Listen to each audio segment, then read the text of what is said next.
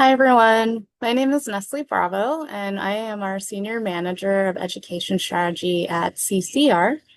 I have the pleasure today to share a bit with you about my experience attending the National College Attainment Network conference, so NCAN, this past week. Arrived Sunday night and started off with a dinner with our partners and ended this past Wednesday with some student voices. And specifically, I had the pleasure to attend as our local measurement, learning, and evaluation partner for South King County's regional partnership as part of the statewide Horizons 3-year initiative funded by the Gates Foundation.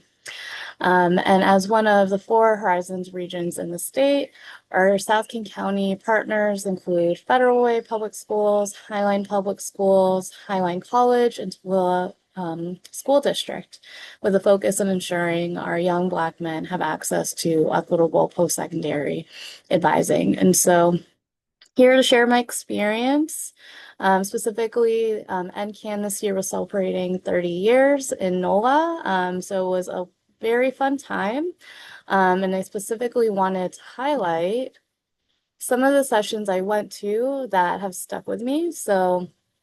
Definitely went to a couple of data related sessions and wanting to really focus on CCR's bread and butter and how do we continue to build capacity, support our partners around their data systems. In particular, my favorite session focused on a collaborative approach to post-secondary attainment.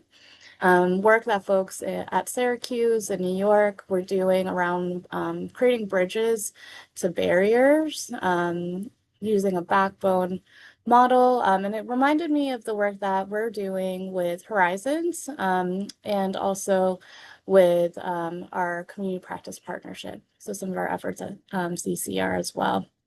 And specifically, a quote that stood out to me from someone I met at the session really resonated with me. He asked, what's the connectivity of caring adults along the trajectory? So how are we collaborating, building pathways so that students are well supported, holistically supported as they pursue their dreams and go on to post-secondary?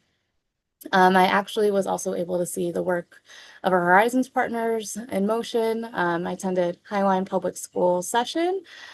Specifically, they had their college and career team present on efforts they have at the district where they're intentionally having supporting students with options and their discovery and post-secondary planning by design, not by chance. So it was really cool because they walked us through a simulation around financial aid.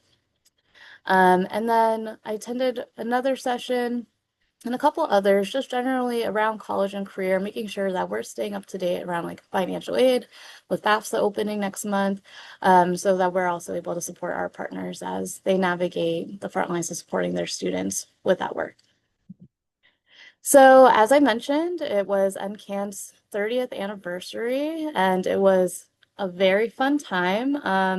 The first night, NCAN rented out the House of Blues, where we had an amazing band perform for us.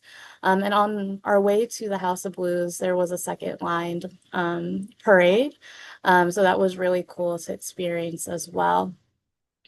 Our second night, we had a session hosted by Cara around quality advising, specifically for our Washington State partners engaging in the Horizons Initiative by Gates.